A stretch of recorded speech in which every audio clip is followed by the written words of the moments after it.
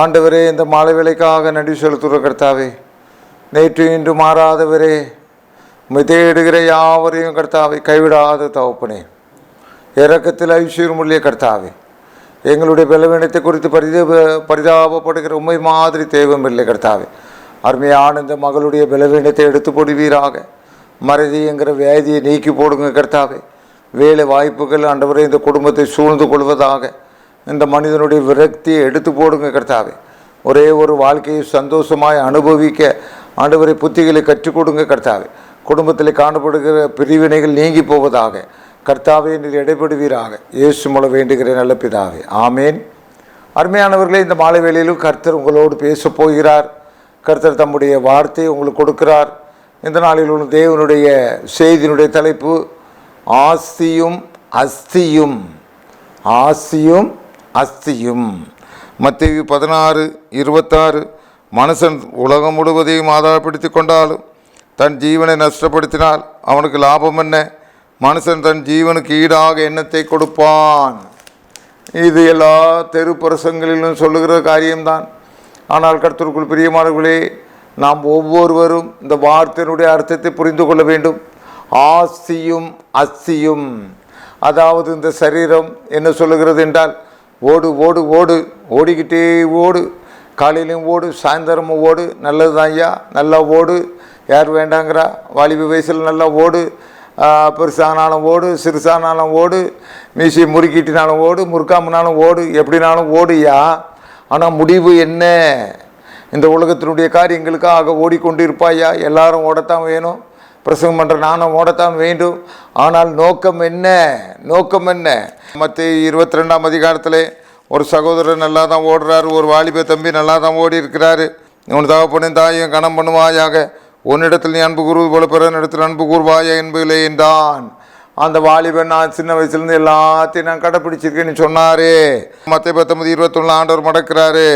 அதற்கு இயேசு, நீ பூர்ண சற்குணனாக இருக்க விரும்பினால் நீ போய் உனக்கு உண்டானவைகளை விற்று தரித்திரு கொடு, அப்பொழுது பரலோகத்தில் உனக்கு பொக்கிஷம் உண்டாயிருக்கும், பின்பு என்னை பின்பற்றி வா என்றார். அந்த வாலிபன் மிகுந்த ஆசி உள்ளவனாக இருந்தபடினால் இந்த வார்த்தையை கேட்டபொழுது துக்கமடைந்தவனாய் போய்விட்டான். அருமையானவர்களே, ஆசி வேண்டாம் என்று சொல்லவில்லை ஆண்டவர். ஆசி கண்டிப்பாக தேவை, ஊழியத்துக்கு தேவை. எதுக்கு தேவையோ தேவைப்படலையோ, ஊழியத்துக்கு ஆசி கண்டிப்பாக தேவைப்படுது, பணம் கண்டிப்பாக தேவைப்படுது. ஆனால் ஆண்டவர் சொல்ல வருகிற கருத்து என்னவென்றால், கர்த்தருக்கு பிரியமானவர்களே, 19:20, பூமியிலே உங்களுக்கு பொக்கிஷங்களை சேர்த்து வைக்க வேண்டாம். எங்கே பூச்சியும் துருவும் அவைகளை கெடுக்கும், எங்கே திருடரும் கண்ணமிட்டு திருடுவார்கள். பரலோகத்திலே உங்களுக்கு பொக்கிஷங்களை சேர்த்து வையுங்கள். அங்கே பூச்சியாவது துருவாவது கெடுக்கிறதும் இல்லை, அங்கே திருடர் கண்ணமிட்டு திருடுகிறதும் இல்லை. பரலோகத்தில் போய் டிபாசிட் பண்ண சொல்கிறாரு. இது என்னையா ஆண்டவர் புதுசாக இருக்குது. பரலோகத்தில் போய் எந்த பேங்கில் போய் சிட்டி யூனியன் பேங்கில் போடுறதா, இல்லை இந்தியன் பேங்கில் போடுறதா, கனரா பேங்கில் போடுறதா, எப்படி பரலோகத்தில் என்ன பேங்க் இருக்கும் யோசிச்சுட்டு இருக்காங்க நிறைய பேர். ஆண்டவர் பரலோகத்தில் பொக்கிஷத்தை சேர்த்து வைக்க சொல்கிறாரு. அருமையானவர்களே, மத்தேயு 25:40 வசனத்தில் ஆண்டவர் சொன்னார், மிகவும் சிறியவராகிய வேலை வாய்ப்பை ஊர்லேருந்து தேடி வந்து கொண்டிருக்கிற, தேடி வீட்டில் வந்திருக்க சொந்தக்காரனாகி அவனுக்கு எப்போ போல இட்லியும் நீ எல்லாருக்கும் கொடுக்குற மாதிரி இட்லியை கொடுத்தியா, நீ ஆசீர்வாதிக்கப்பட்டவன். ஐயோ, என் தம்பி கஷ்டப்படுறாங்க, ஒரு வேலை வாய்ப்பை எடுத்து கொடுங்க, தம்பி மேலே ஒரு அக்கறை வைக்கிறியா, நீ பரலோகத்தில் டெபாசிட் பண்ணுறா. ஐயோ பாருங்கள், ரொம்ப நொடிஞ்சு போயிட்டுங்க, அந்த குடும்பம் நொடிஞ்சு போயிட்டுங்க, எங்கள் தங்கச்சி வீட்டில் அவங்க ரொம்ப கொடிஞ்சு மகளை கஷ்டப்படுற கட்டி கொடுக்குறதுக்கு ரொம்ப என் தங்கச்சி கஷ்டப்படுறாங்க, ஒரு 10,000 ரூபா கொடுங்க, பரலோகத்தில் உன் பொக்கிஷத்தை சேர்த்து வைக்கிறா. இது தான் ஆண்டவர் சொன்னார். பரலோகத்தில் உன் பொக்கிஷத்தை சேர்த்து வை. எங்கே வச்சுருந்தாருன்னா, பேங்க் லாக்கரையே தூக்கிட்டு போயிடுறானே, அங்கே போய் தூக்கி போட்டு உடச்சி பார்க்குறான். நேற்று கூட ஒரு 3 கோடி ரூபாய் நகை தப்பிடுச்சுன்னு சொல்கிறான். ஆனால் பரலோகத்தில் நீ சேர்த்து வைக்கணும் ஐயா. எனக்கு தெரிஞ்சு பாருங்கள், இது ஒரு கோயம்புத்தூர் மாவட்டத்தில் நடந்தது. அங்கே ஒரு நிறைய சொத்துக்கு அதிபதி ஒரு ஐயா இருந்தார், நிறைய சொத்துப்பதிக்கு அதிபதி. ஆனால் அவர் ரொம்ப ஒரு கண்டிஷனான பேர் வழி, அவ்வளவு ஈஸியாக யாருக்கும் ஒரு பைசா இழக்க மாட்டார். ஆனால் அவங்களுடைய துணைவியார் அந்த அவருக்கு நிறைய நிலப்புலன்கள். அந்த துணைவியார் எல்லாருக்குமே கொடுக்கணும்னு நினைப்பாங்க. அப்போ ஒரு நாள் திடீர்னு இவர் ஓடி பார்க்குறாரு, பிறவுலேருந்து கொஞ்சம் பணத்தை காணும். அப்போ இவருக்கு சரியான ஒரு கோபம் வருது. எப்போ பார்த்தாலும் இவ எடுத்து கொடுத்து விடுறாள, இவளை எங்கன்னு தேடி இவர் வயக்காட்டுக்கு போகிறார். அந்த வயக்காட்டுக்கு போகும்போது அங்கே பார்த்தா ஒரே கூட்டம். என்ன கூட்டம்னு பார்த்தா அவருடைய ஒய்ஃபை வந்து பாம்பு கடிச்சிருது. உடனே எல்லாரும் ஆஸ்பத்திரி தூக்கிட்டு ஓடுறாங்க. யாரும் இவரை எதிர்பார்க்கவே இல்லை. மாட்டு வண்டி அந்த வண்டி ஓடுறாங்க. எல்லாருமே அவங்களாவே பணத்தை செலவு பண்ணுறாங்க. கும்பல்லாம் கும்பல். கடைசியில் இந்த அம்மா கண் விழிச்சிடுறாங்க. எல்லாரும் ஒருத்தர் கட்டிப்பிடிக்கிறாங்க. இவர் தூரத்துலேருந்து பார்த்துக்கிட்டே இருக்கிறாரு. பரலோகத்தில் இந்த அம்மா பொக்கிஷத்தை சேர்த்து வச்சுட்டு அதுக்கு இங்கே அஸ்திபாரமாக இங்கேயே செலவு பண்ணிச்சியா அதனுடைய அறுவடை என்னை கண்ணால் பார்த்தார். தான் பொண்டாட்டி என்ன செஞ்சுருக்கு, பாம்பு கடிச்சு விழுந்திருக்கு. உடனே ஊர்க்காரங்களாம் தூக்கிட்டு போயிருக்காங்க. எல்லாரும் அந்த அம்மா கண் விழிச்சோன்னா உயிர் பிழைச்சோன்னு என்ன சந்தோஷப்படுறாங்க.